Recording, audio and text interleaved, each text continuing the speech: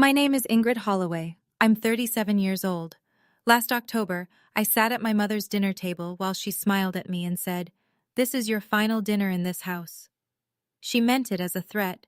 She had the whole family gathered, my aunt, my cousin, her boyfriend, and she looked so sure of herself, so completely in control, that I almost felt sorry for what I was about to do.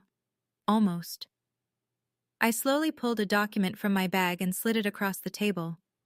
"Yours too," I said. My mom read it once, then she read it again. Her face went from pink to white like someone had pulled a plug. "You can't do this," she whispered.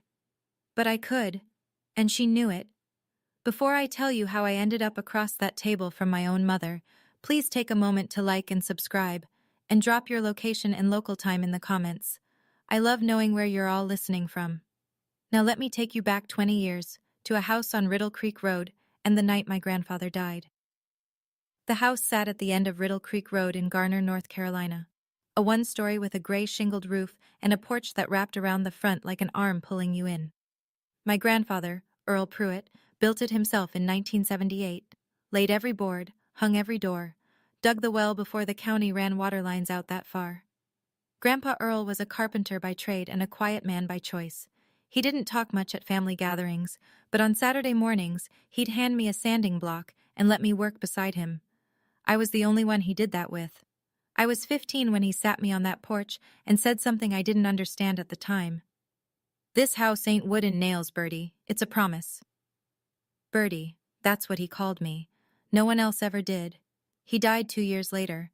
Massive stroke, middle of the night. I was 17. My mother got the phone call at 6 a.m., set the receiver down and said, "Well, it's done." No tears, no trembling chin. Just those 3 words, flat as a countertop.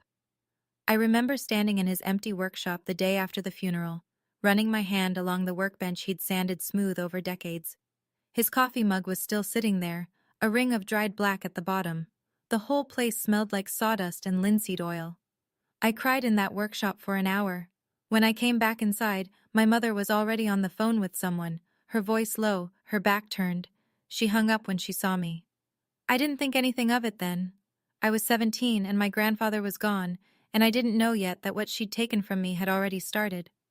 1 month after the funeral, my mother called me into the kitchen. She was standing at the counter with a mug of coffee she wasn't drinking, her arms crossed tight. I could tell she'd been rehearsing something. "Your grandfather didn't leave a will," she said. "There's nothing, just this house and a pile of debt." I asked if there was a lawyer involved, someone we should talk to. She waved her hand like I'd suggested something ridiculous. "There was no lawyer. He died the way he lived. No plan, no preparation. I'm the one who has to deal with all of it now." I was 17. I believed her. That spring, I got accepted into a pre-law program at NC State. I'd been working toward it for 2 years, mock trial, AP government, a letter of recommendation from my civics teacher that I still have somewhere in a drawer. My mother sat me down the same week the acceptance letter arrived. "You think you can just run off to college while I'm drowning here?" she said. "The mortgage on this house alone? Who's going to help me? Who's going to keep the lights on?" There was no mortgage. The house was paid off. Earl Pruitt didn't believe in owing banks, but I didn't know that. "After everything I've done for this family," she said, "you want to leave me here alone? That's the thanks I get?" I withdrew my application the next day, took a job as a cashier at a hardware store off Route 70, gave my mother $300 a month from my first paycheck and every paycheck after. I didn't know she was lying. I just knew I couldn't be the daughter who walked away. That was the first surrender. It wasn't the last. The years blurred together the way they do when you're stuck in a pattern you can't name. At 19, I moved back home. "Just temporarily," my mother said. "I need help with the gutters and the plumbing. You know I can't do that alone." I paid for the repairs. Temporarily turned into 3 years. At 23, I told her I was looking at apartments in Raleigh. She set her fork down at dinner and said, "You'd really leave your mother in this big house alone?" I stayed another year. At 27, I landed a better position at an office supply company. Decent salary, benefits, room to grow. My mother didn't say congratulations. She said, "Does that mean you'll send more?" At 30, I enrolled in an online paralegal certificate program. I did the coursework at night after my shifts. My mother found the textbooks on my nightstand and said, "Still chasing that lawyer dream? Some people just aren't cut out for it, Ingrid." I finished the certificate anyway. That was the first thing I did in 16 years that she didn't talk me out of. At 31, I finally moved to Raleigh. Rented a one-bedroom apartment near Capitol Boulevard. My mother called it the betrayal. She used that word, betrayal, like I'd committed a crime. Even after I left, I sent her $400 a month. She said it was for the mortgage. There was no mortgage. She said it was for upkeep.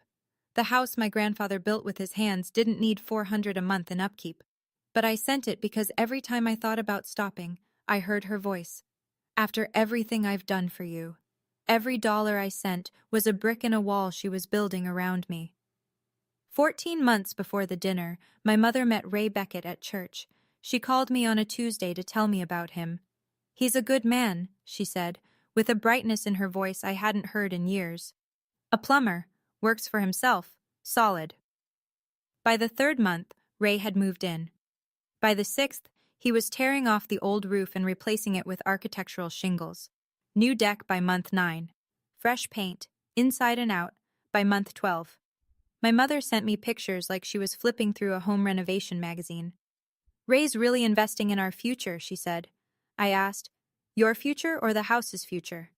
She hung up on me. The first time I met Ray, he shook my hand too hard and held it too long. "Your mama's told me all about you," he said. "She's done a lot for you, honey. I hope you appreciate that." He said it the way you'd talk to a teenager who forgot to take out the trash. I was 36 years old. Over the next few visits, a picture formed. Ray walked through that house like a man measuring walls for furniture he hadn't bought yet. He talked about the property and the lot, and what the market was doing in Wake County. At Thanksgiving, he told my Aunt Vivian that Garner was about to pop, and that sitting on paid-off real estate was the smartest thing a person could do. My mother smiled the whole time. Ray put his arm around her and squeezed. That Christmas, she mentioned it for the first time, casually, like it was nothing. "Ray and I have been talking about making things official. The house, I mean." I didn't respond, but I heard it. The phone call came on a Tuesday evening in early October. "Sunday dinner," my mother said. "The whole family. I have an announcement." Her voice had that particular brightness, the one she used when she'd already made a decision and wanted an audience to witness it. I recognized the tone the way a dog recognizes a leash. "What kind of announcement?" I asked. She laughed. "You'll find out with everyone else." Then sharper, "And don't bring that attitude. This is a happy occasion." I called my Aunt Vivian that night. She didn't know any specifics, but she'd picked up the same signal. "Your mother sounded like she was planning something big," Vivian said. "She keeps saying Ray needs security, that a man needs to feel like he belongs somewhere." I sat on my couch in my Raleigh apartment and stared at the ceiling. The math wasn't hard. Gloria plus Ray plus announcement plus the whole family equaled one thing. She was putting Ray's name on the deed. She was giving away my grandfather's house to a man she'd known for 14 months. I didn't sleep much that night. I lay in bed running through the same loop: call her, confront her, ask her to wait. But I already knew how that conversation would go. She'd tell me it was none of my business. She'd say I was being selfish. She'd remind me of everything she'd ever done for me, and I'd hang up feeling smaller than when I'd dialed. Except this time, something was different. Something I'd learned at work, a skill I used every day for other people's families, was quietly rearranging itself in my mind. I didn't know yet that my mother couldn't give away what was never hers. But I was about to find out. Wednesday morning. Morrison and Grant Estate Law, downtown Raleigh. I'd been working there as a paralegal for 3 years, filing motions, drafting correspondence, pulling records. The kind of work that makes you invisible to the lawyers and essential to the cases. That morning I was running a title search for a client. Routine. Pull up the Wake County Register of Deeds website, type in the property address, trace the chain of ownership. I'd done it hundreds of times. Halfway through, I stopped. My fingers hovered over the keyboard. If my mother was planning to sign a quitclaim deed, that meant the property title had to be in her name. And titles were public record. Anyone could look them up. I could look them up. I typed in the address on Riddle Creek Road. The result loaded in under 3 seconds. The deed was recorded in 2005, the year my grandfather died. The grantor was the estate of Earl T. Pruitt. The grantee line read, Gloria Holloway, trustee of the Earl Pruitt Testamentary Trust for the benefit of Ingrid M. Holloway. I read it 3 times. Each time the words got louder. Not on the screen, in my chest. Trustee, for the benefit of Ingrid M. Holloway. My grandfather had left me the house. Not my mother. Me. He'd put it in a trust, a legal trust, with my mother named as the person responsible for holding it until I was ready to receive it. And she had never said a word. I closed the browser tab, opened it again, read it a 4th time. The words didn't change. I pushed back from my desk and walked to the break room, poured a cup of coffee I didn't drink. My hands were steady. Everything else was shaking. I didn't need anyone to explain what a testamentary trust was. 3 years of estate law had taught me that much.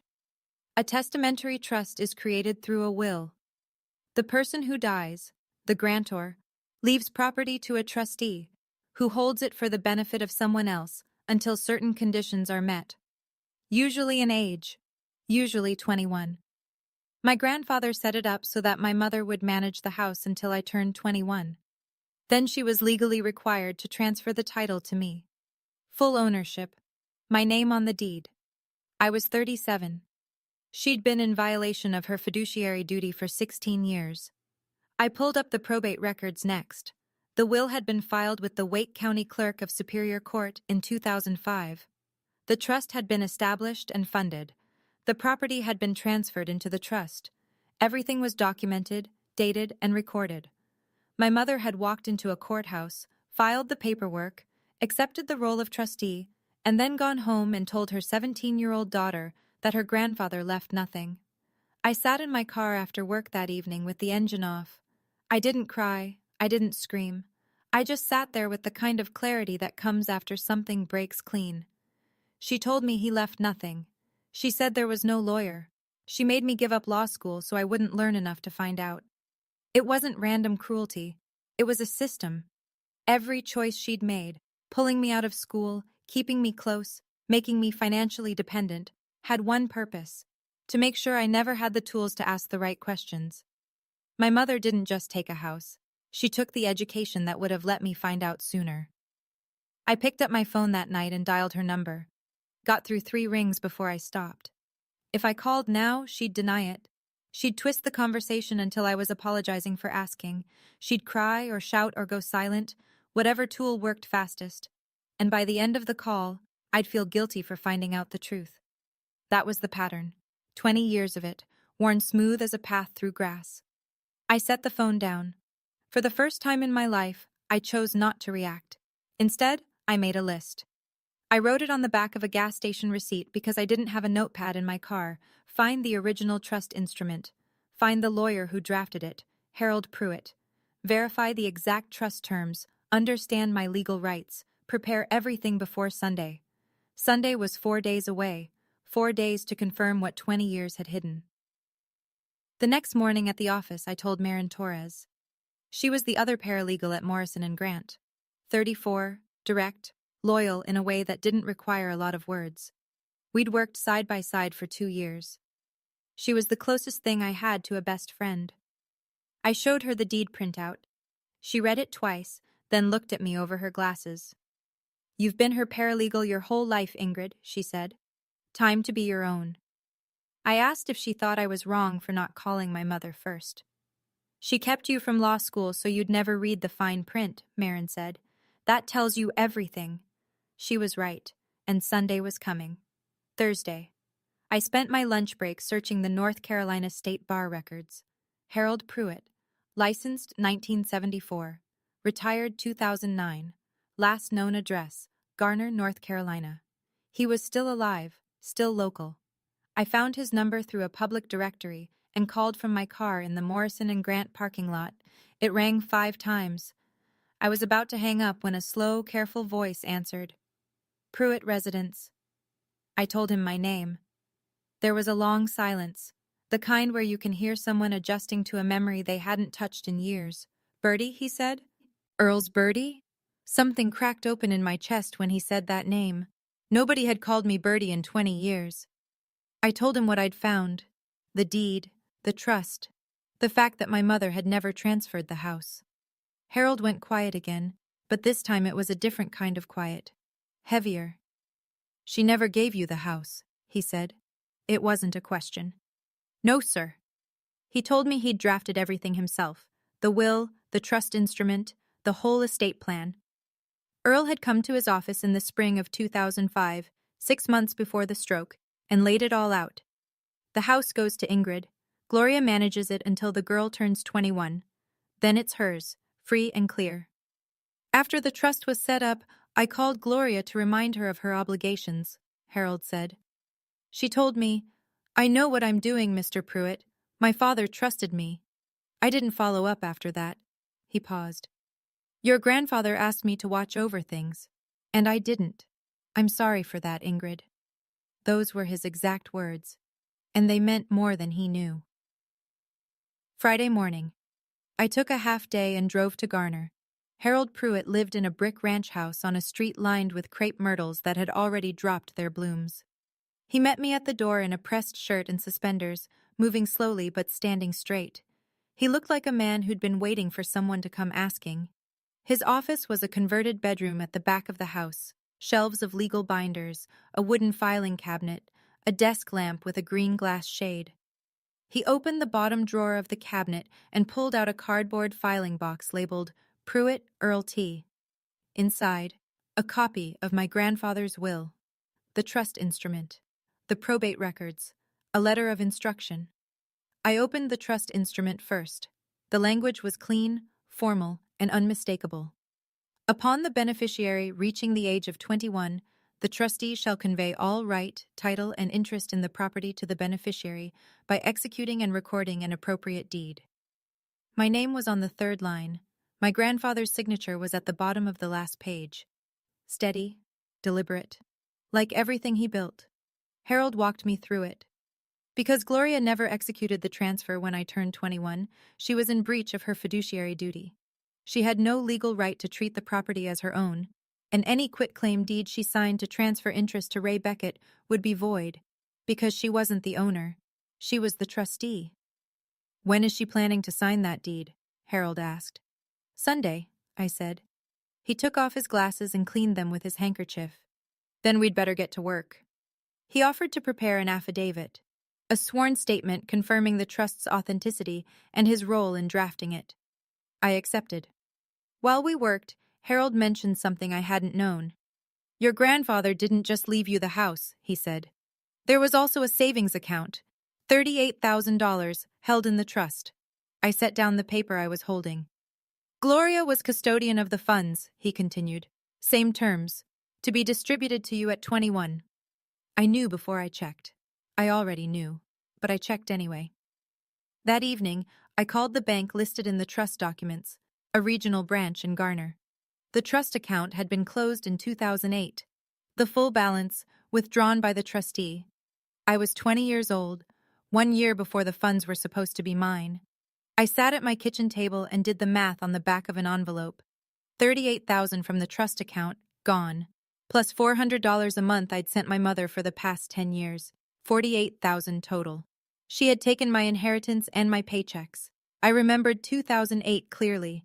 That was the year my mother showed up to Thanksgiving in a new Buick LaCrosse, metallic silver, leather seats.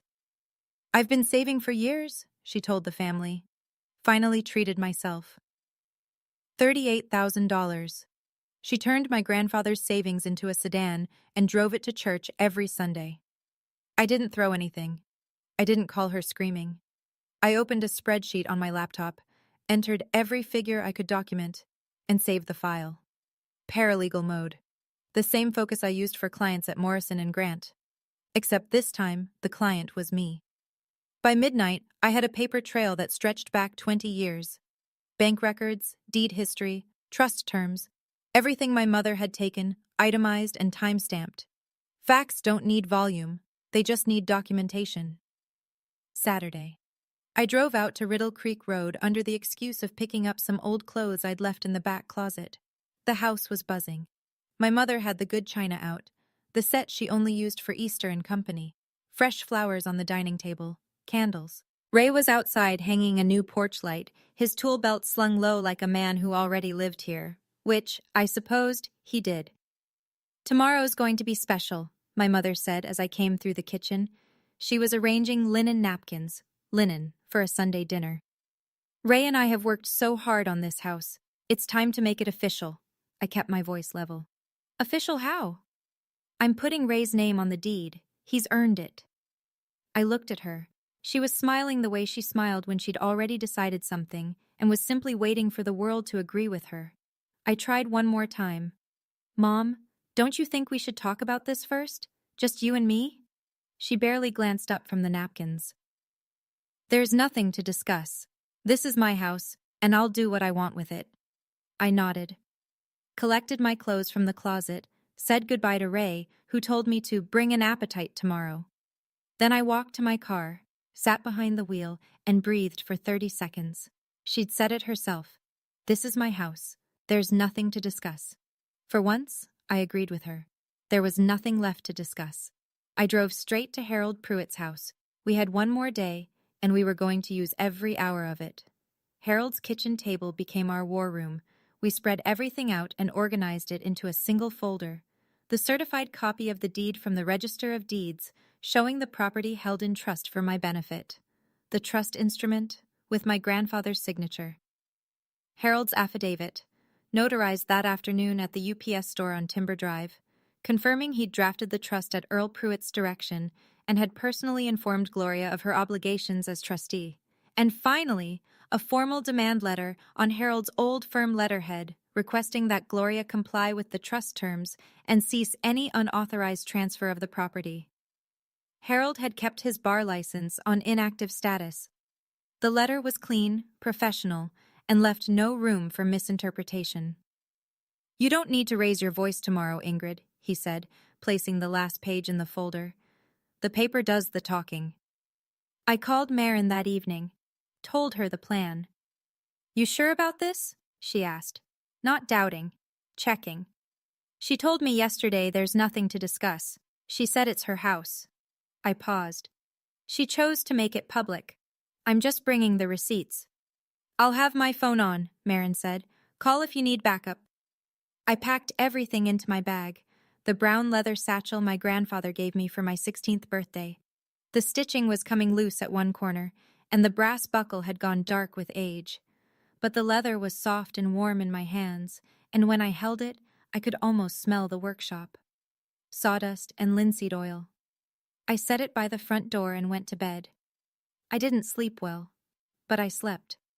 Tomorrow, the paper would talk. Sunday morning, gray sky, cool air. The kind of October day in North Carolina where the light comes through the trees at a slant and everything looks sharper than usual. I stood in my apartment bathroom and looked at the bag sitting on the kitchen counter. The folder was inside. The trust, the deed, Harold's affidavit, the demand letter, everything I needed, packed neatly inside a satchel that smelled like my grandfather's workshop. I thought about not going. I could call her, tell her I knew, give her a chance to handle it privately, on her terms. Wasn't that the kinder thing to do? But I'd already tried that, yesterday, in her kitchen. "Can we talk about this, just you and me?" And she'd said no. She'd said it was her house, and there was nothing to discuss. She'd chosen the audience, she'd chosen the stage, and if I called now, if I gave her warning, the deed to Ray would be signed by sundown. She'd have a notary lined up before I hung up the phone. I put on a white blouse and black slacks, the same thing I wore to work. No makeup. This wasn't a celebration. The drive from Raleigh to Garner was 40 minutes. I took Route 70, past the hardware store where I'd worked at 17, past the elementary school where my grandfather used to pick me up in his truck. The road hadn't changed. The houses looked smaller. I pulled onto Riddle Creek Road at 4:15. Ray's truck sat in the driveway. Aunt Vivian's sedan was parked at the curb. My cousin Bryn waved from the porch steps. I picked up the bag. The leather was worn smooth at the handles. Grandpa Earl would have approved. The front door was propped open. I could hear my mother's voice before I crossed the threshold. Bright, musical, the performance version of herself she used when she wanted something witnessed. The dining room table was stretched to its full length. 8 chairs, white tablecloth, the good china as expected, candles lit, flowers in the center, and a roast so large it could have been an altar. My mother came around the corner from the kitchen and wrapped me in a hug that smelled like hairspray and Chardonnay.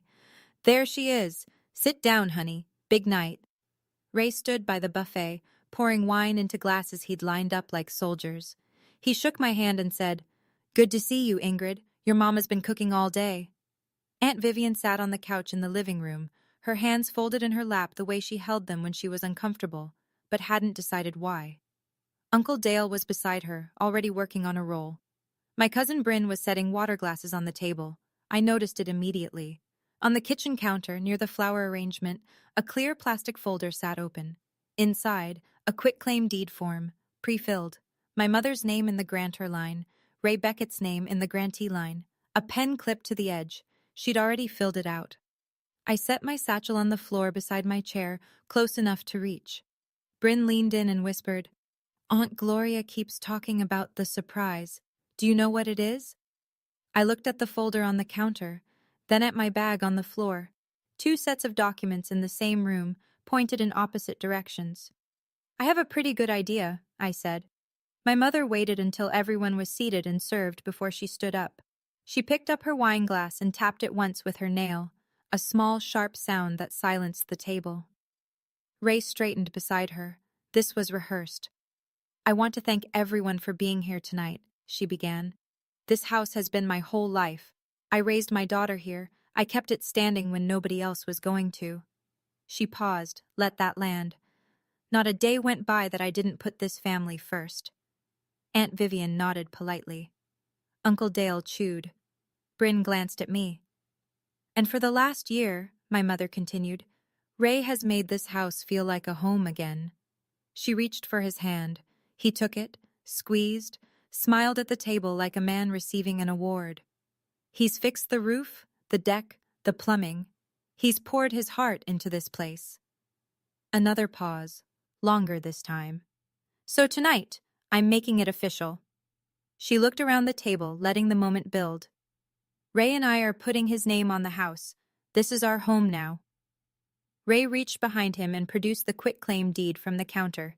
He set it on the table beside her plate. My mother picked up the pen and signed her name on the grantor line with a flourish. No notary, no witness requirement met, just the gesture of it. The theater. Then she slid the paper toward me.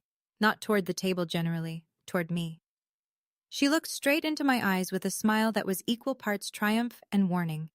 "I hope you're happy for us," she said. I looked at the signed form. I looked at my mother. I looked at Ray. Then I reached for my bag. I want to pause here for a second. If you've ever sat at a table where someone was making decisions about your life without asking you, you know exactly what that silence feels like. Right now, I had 2 choices: smile and let it happen, or open that bag.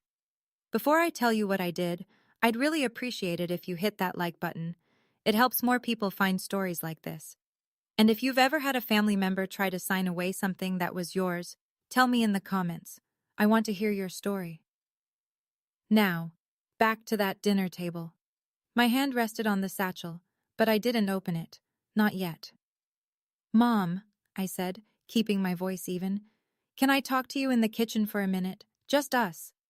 She was still standing, still flushed with the momentum of her announcement. She waved her hand. "Whatever you need to say, you can say it here. We're family." "Mom, please." Her smile tightened. "Oh, don't be dramatic, Ingrid. If you have something to say, say it." Ray leaned back in his chair and crossed his arms. "Let your mama enjoy her night, honey." I looked at Ray, then at my mother. The table was watching. I had asked privately, yesterday in her kitchen, "Can we talk about this, just you and me?" She'd said no.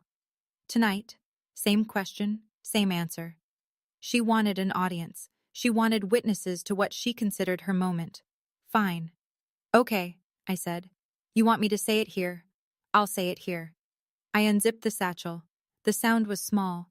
just the metal teeth of a zipper pulling apart. But in that quiet dining room, with the candles flickering and 8 faces watching, it carried. My mother's smile slipped half an inch. I pulled the folder out and set it on the table. Not hard, not dramatic. I placed it the way I'd place a filing on a judge's bench, flat, square, and facing her. Aunt Vivian stopped mid-sip. Bryn leaned forward. Uncle Dale put down his roll. Ray uncrossed his arms. I asked twice, privately. Both times she refused. She chose the room. She chose the stage. All I did was choose the script. Before you go any further with that, I said, nodding at the quitclaim deed, I need you to read something.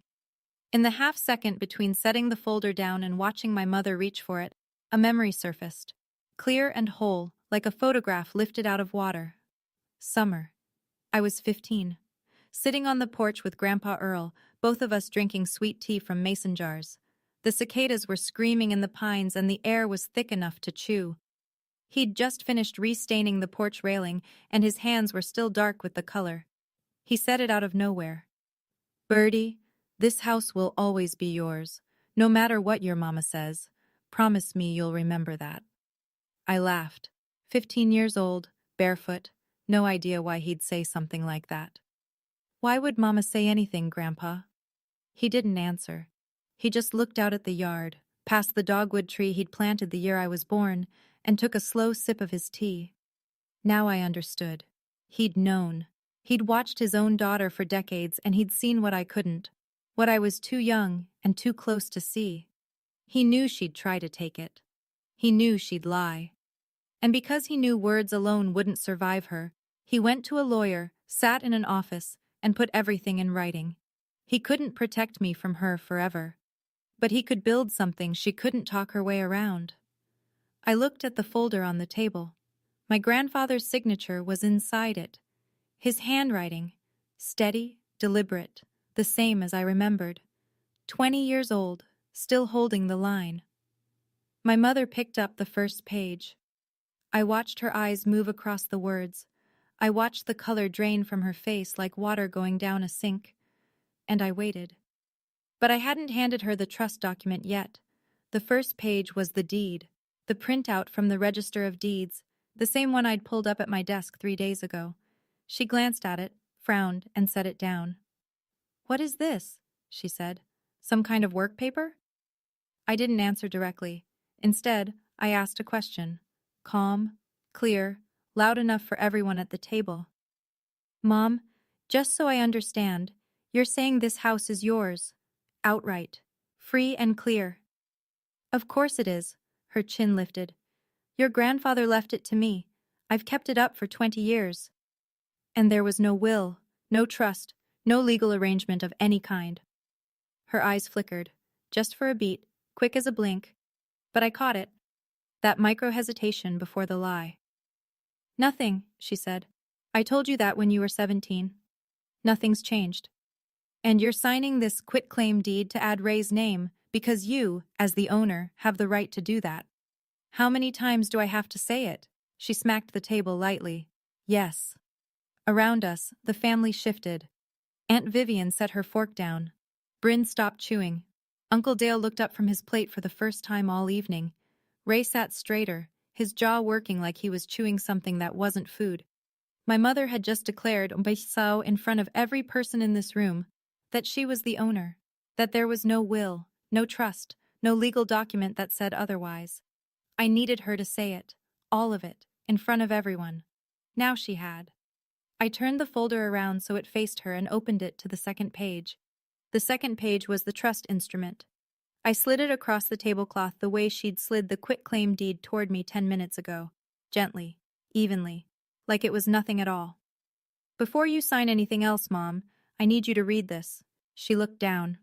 The document was typed on cream-colored legal paper, dated March 14, 2005, 7 months before my grandfather's stroke. The header read, "Last Will and Testament of Earl T. Pruitt, Exhibit B, Testamentary Trust." Her lips moved slightly as she read. The table was silent. I could hear the candle flames bending in the draft from the kitchen window. She reached the operative clause. I knew exactly which line, because I'd read it 50 times in the last 3 days. Gloria Holloway, trustee of the Earl Pruitt Testamentary Trust for the benefit of Ingrid M. Holloway. Her finger stopped moving. She stared at the page the way you'd stare at a crack spreading across a windshield, watching it grow, knowing you couldn't stop it. What? She started, then stopped. Read it again. Slower this time. Ray leaned over. Gloria, what's it say? She didn't answer. Aunt Vivian rose slightly from her chair, craning her neck. Bryn's mouth was open. Uncle Dale had pushed his plate forward and was watching with the careful attention of a man who'd just realized the evening had turned. My mother looked up from the paper. Her face had gone white except for 2 spots of color high on her cheeks, like someone had pressed hot coins against her skin. Where did you get this? She whispered. There were still 3 pages left in the folder, but the room had already changed. The Register of Deeds, I said. It's public record. Anyone can look it up. I turned to the 3rd page, Harold Pruitt's affidavit. And from Harold Pruitt, the lawyer Grandpa hired to write his will. I paused. The will you told me didn't exist. Gloria's hand went flat on the table, pressing down like she was trying to hold the surface still. Gloria? Ray said again, louder now. What does it say? Aunt Vivian had moved to the edge of her seat. What's happening, Gloria? My mother ignored them both. She flipped back to the 1st page and read it again, her eyes scanning fast, searching for something, an error, a loophole, a reason to say this wasn't real. She didn't find one. She looked up at me. Her jaw was tight. Her voice came out low, vibrating, like a wire stretched too far. You went behind my back. You went to that old man and you... I didn't go behind your back, Mom. I went to the county courthouse. Anyone can do that. This is... You can't... She picked up the affidavit and held it like she wanted to tear it. This is 20 years old. It doesn't mean anything. It's a legal trust, I said. Executed and recorded in 2005. Probated by the Wake County clerk, and still in force. You can't do this, her voice cracked. Not with sadness, with fury. Ray pushed his chair back an inch. Bryn grabbed her water glass and held it. Uncle Dale looked at Aunt Vivian. Aunt Vivian looked at me. I didn't raise my voice. I didn't need to.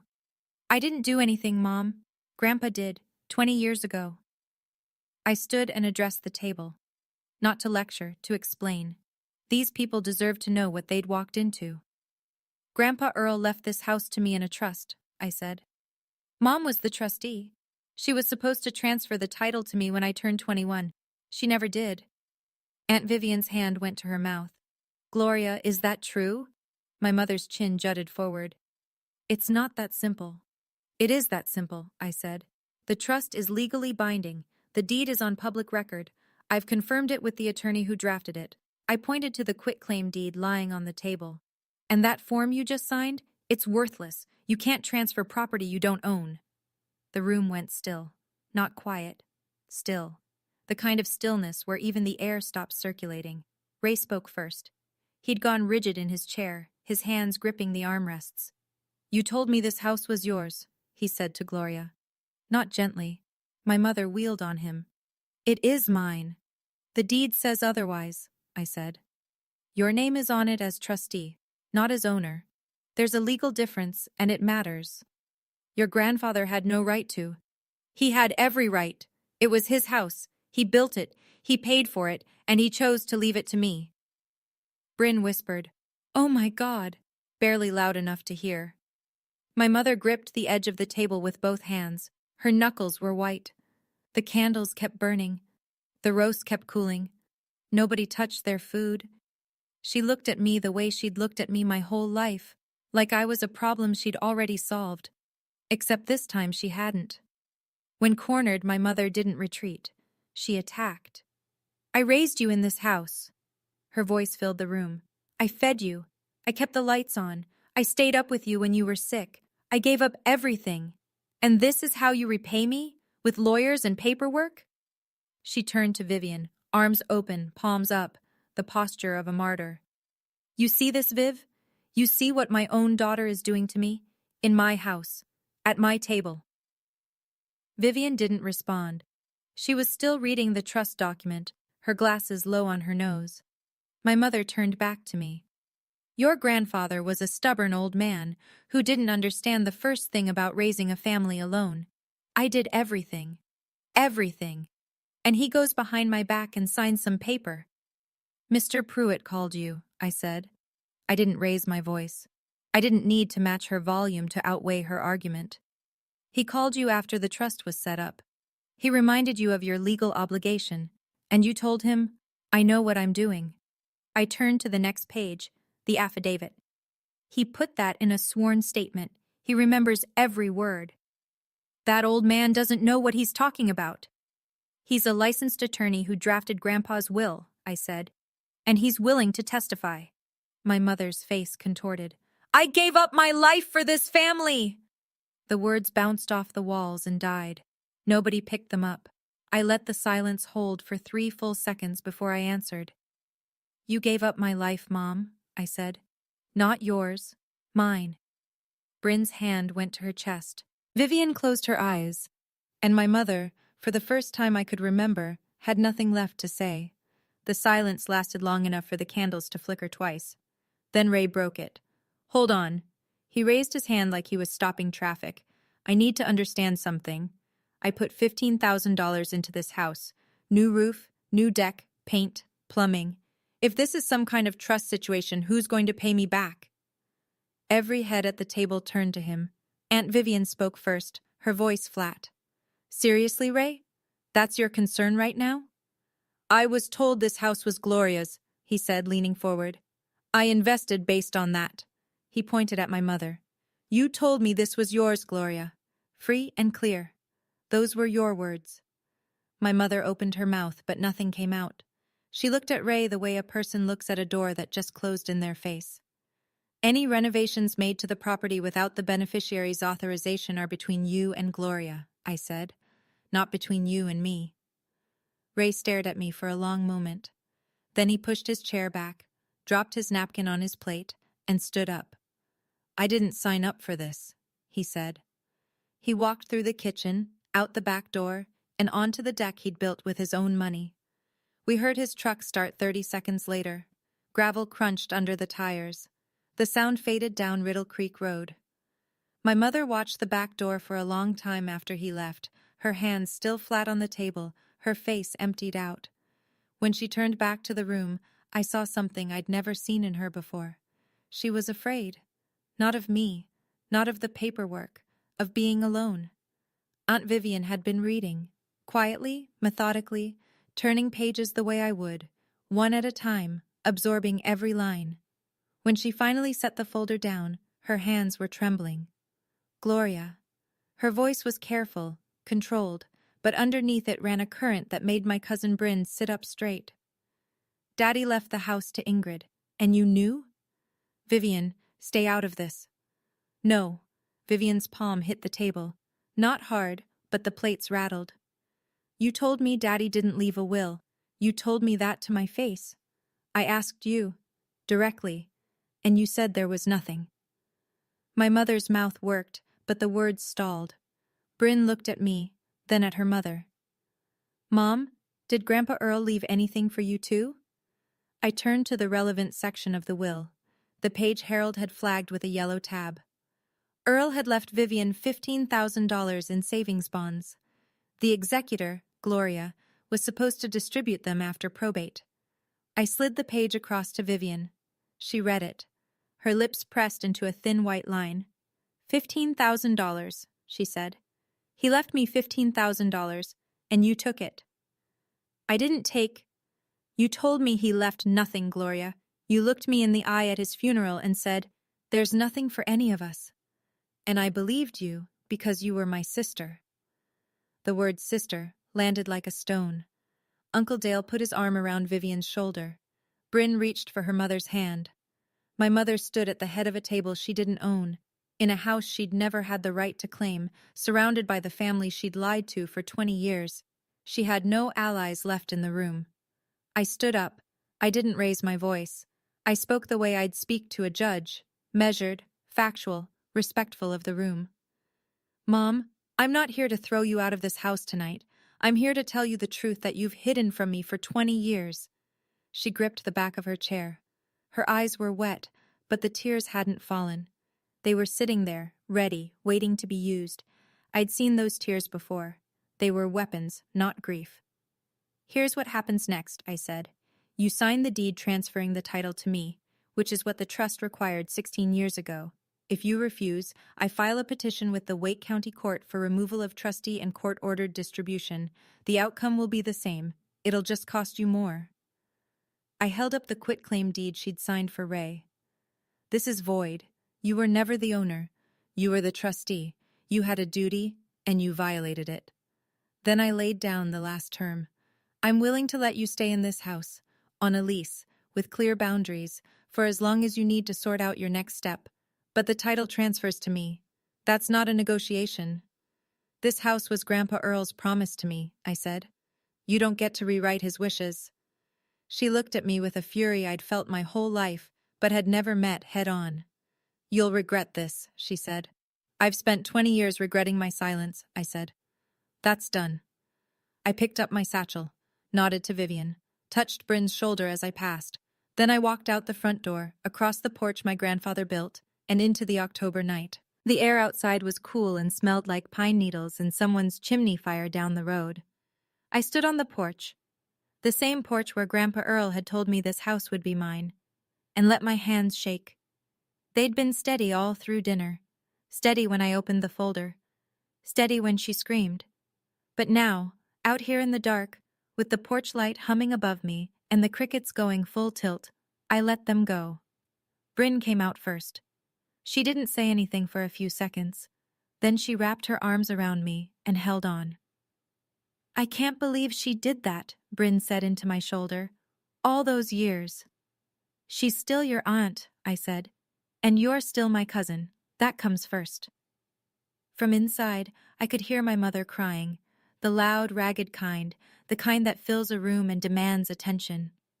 Vivian's voice followed, low and firm. I couldn't make out the words, but the tone was unmistakable. It was the voice of a sister who was done pretending. Ray's truck was already gone. The driveway held its empty shape in the gravel. I called Marin from the porch steps. "How'd it go?" she asked. "It's done." "How do you feel?" I looked at the sky through the pine branches. Stars were coming out in pieces between the clouds. "Like I just set down something I've been carrying for 20 years. Vivian stepped outside a few minutes later. Her eyes were red, but her posture was straight. She looked at me and said, "I owe you an apology, Ingrid. I should have asked more questions." "You didn't know," I said. "Neither did I." She pulled me into a hug that smelled like vanilla perfume and the house I grew up in. "I know some of you are thinking, she should have just let it go." And honestly, a year ago, I might have agreed with you. But letting it go wasn't keeping the peace. It was letting someone else write my story. If this resonates with you, if you've ever had to choose between being liked and being honest, drop "my turn" in the comments. And hit subscribe if you want to hear how this all settled. Because what my mother did in the weeks after that dinner, I didn't see coming. Now let me tell you. 2 days later, my phone rang at 9 in the morning. Gloria. I answered because I told myself I would. Whatever she threw at me, I'd take the call. I owed myself that much. The proof that I could pick up and not fold. "I'm your mother." Her voice was hoarse, swollen. "Doesn't that mean anything to you?" I waited. "I can't sleep. I can't eat. Ray hasn't called. Are you happy now? Is that what you wanted?" "I'm not happy about any of this, Mom." She pivoted. I could almost hear the gears turning. "If you take this to court, everyone in town will know. Every neighbor. The people at church. Is that what you want? To humiliate your own mother in front of everyone?" "I'd rather we handle this between us," I said. "But that's up to you." She tried a third angle. Softer now. Almost gentle, the way she sounded when she really needed something. "Your grandfather was old and confused when he wrote that trust. He didn't understand what he was doing. He was sharp enough to hire a lawyer and write a legally binding document," I said. "And you were sharp enough to hide it for 20 years. She hung up. I sat at my kitchen table for a long time after. The apartment was quiet. Morning light came through the blinds in stripes across the counter. I poured a glass of water and didn't drink it. Then I opened my laptop and typed a note in the case file I'd been building. Gloria refused voluntary compliance. Proceed with petition. She'd spent my whole life teaching me that love meant never saying no. But love without truth isn't love. It's a lease. And she'd been collecting rent on it for decades. I didn't file the petition alone. My boss at Morrison & Grant, senior partner Catherine Grant, had heard the story by then. Marin told her. I'd expected a polite nod and a referral. Instead, Catherine called me into her office on a Wednesday afternoon and said, I'll take the case pro bono. Your grandfather set up a clean trust. This should have been resolved 16 years ago. The petition went to the Wake County Clerk of Superior Court on a Thursday morning. 3 counts: removal of Gloria Holloway as trustee of the Earl Pruitt Testamentary Trust, court-ordered distribution of the trust asset, the house on Riddle Creek Road, to the named beneficiary, and a full accounting of the trust's financial assets, including the $38,000 in savings that had vanished in 2008. We attached everything: the trust instrument, the deed, Harold's affidavit, the bank records showing the closed account. Gloria was served the following Monday. Vivian told me later that when the process server left, Gloria sat in the kitchen and stared out the window at the backyard for over an hour. Didn't move, didn't call anyone. I didn't celebrate. There was nothing to celebrate. This wasn't a victory lap. It was a correction. 20 years overdue. I thought about my grandfather. How he'd sat in Harold Pruitt's office and planned all of this, hoping it would never be needed. How he'd trusted his daughter to do the right thing and built a safety net in case she didn't. He trusted the law to protect me, even if my mother wouldn't. The least I could do was follow through. The court date was set for 6 weeks out, but it never got that far. Gloria hired a lawyer, a court-appointed attorney named Dennis Webb, who specialized in family trusts. He was straightforward with her. I know this because his office sent a settlement proposal 2 weeks after the filing. The proposal was simple. Gloria would voluntarily comply with the trust terms, execute a deed transferring full title to me, and agree to a structured repayment of the documented trust funds.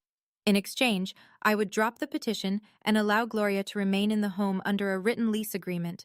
Her attorney told mine, off the record, that he'd laid it out plainly. If this goes to court, you lose, and the court record becomes public, every detail. Gloria signed the deed on a Tuesday at Dennis Webb's office in downtown Raleigh. I was there. She sat across the table from me, signed her name without looking up, and left without a word. No eye contact, no goodbye. The deed was recorded at the Wake County Register of Deeds that afternoon. The clerk stamped it, filed it, and handed me the receipt. Recording fee, $26. I held the receipt in my car for a long time. $26. That's what it cost to put my name where it should have been since I was 21. 20 years and $26. That weekend, I drove to Riddle Creek Road, parked in the driveway. Didn't go inside. Gloria was still there, and the lease terms hadn't started yet. I just stood on the sidewalk and looked at the house. The gray shingles, the wraparound porch, the dogwood tree my grandfather planted the year I was born, its leaves turning red at the edges. For the first time, I was standing in front of that house as its legal owner. The feeling wasn't triumph. It was recognition. I let my mother stay. Some people won't understand that. After everything she did, the lies, the stolen inheritance, the years she kept me small, I let her stay in the house. But I didn't do it for her. I did it because eviction wasn't the point. The point was the truth. The point was the line. We drew up a lease agreement. 12 months. Rent, 0. Gloria would cover utilities and basic maintenance. No modifications to the property without my written approval. No additional names on anything, ever. She signed it the same way she'd signed the deed. Quickly, silently, like touching something hot. The financial accounting took longer. The $38,000 was mostly gone, spent, scattered, untraceable in the way cash becomes after 20 years. But Gloria agreed to repay $22,000, the portion we could document, in monthly installments. It would take years. That was fine. The number on paper mattered more than the speed of the check. Vivian received her $15,000. She told me she'd put it in a college fund for Bryn. With the recovered trust money and my own savings, I did something I'd been waiting to do since I was 17 years old. I applied to the part-time JD program at Campbell University School of Law, right there in Raleigh. I wrote my personal statement in one sitting. Every word of it was true. They accepted me in January. Bryn called every week after the dinner. We'd never been close before. The family's quiet divisions had kept us at arm's length. But something had shifted. She'd say, "Just checking in," and mean it. I didn't take my mother's home. I took back mine. And then I gave her the chance to stay, on terms we both understood. 6 months later, I walked into a lecture hall at Campbell Law School and sat down in the third row. I was 37. Most of my classmates were 23, 24, fresh out of undergrad, clean notebooks, highlighters lined up in color order. I had a second-hand laptop, a legal pad, and a brown leather satchel with a loose stitch at the corner. The professor opened the first class with a question. Why law? Hands went up around the room. Career goals, family expectations, a passion for justice. I listened to every answer and didn't raise mine. I knew why I was there. Because someone had used the system against me, and I'd survived by learning it. Because my grandfather believed a piece of paper could outlast a lie, and he was right. Because my mother had kept me from this room for 20 years, and I was done letting closed doors define what I could walk through. I didn't say any of that out loud. Some things don't need a classroom. That evening, I called Harold Pruitt. He picked up on the second ring, the way he always did, like he'd been sitting by the phone. "First day of law school," I said. There was a pause. Then a sound I'd never heard from him before. A short, rough laugh that broke into something warmer. "Your grandpa would have driven you there himself, Bertie." Inside my satchel, tucked into the inside pocket, I kept two things. The $26 receipt from the Register of Deeds, and a photocopy of the new deed with my name on it. The professor handed out the syllabus. The first course? Property Law 101.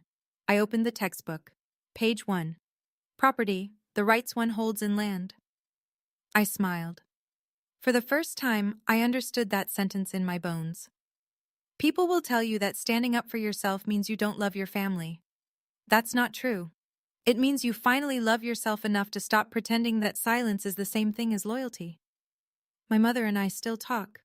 Not often, not deep, but we talk. And for the first time in my life, she talks to me like someone who can say no. Maybe that's not healing, but it's honest, and honest is more than we had before. Grandpa Earl couldn't protect me forever. He knew that. He was a carpenter. He understood that everything he built would eventually need someone else to maintain it. So he gave me the one thing that would outlast him. Paper. A trust. A deed. A promise, written down and filed with the county, where no one could talk their way around it. If you're in a family where love comes with conditions, where every boundary you draw gets called a betrayal, where the price of peace is your own silence, I want you to hear me clearly. You are not selfish for protecting what's yours. You are not ungrateful for knowing your own name. The truth doesn't destroy families. Lies do. And the moment you stop carrying someone else's lie is the moment your life starts belonging to you. Last Saturday, I drove back to Riddle Creek Road, parked in the driveway, walked up the steps and sat on the porch, the same spot where my grandfather used to sit with his sweet tea and his sawdust hands. The dogwood was in full color. The porch boards were solid under my feet. The house stood exactly where Earl Pruitt had placed it, 48 years ago, one nail at a time. The house on Riddle Creek Road still stands, and so do I. Thank you for staying with me through this whole story. If you've ever had to set a boundary with someone who told you that you owed them everything, I see you. Drop Riddle Creek in the comments, so I know you made it to the end. And if you're sitting there right now thinking about what you would have done at that dinner table, tell me. I read every single comment. If this story meant something to you, share it with someone who needs to hear it. There are more stories in the description. Go check them out. I'll see you in the next one.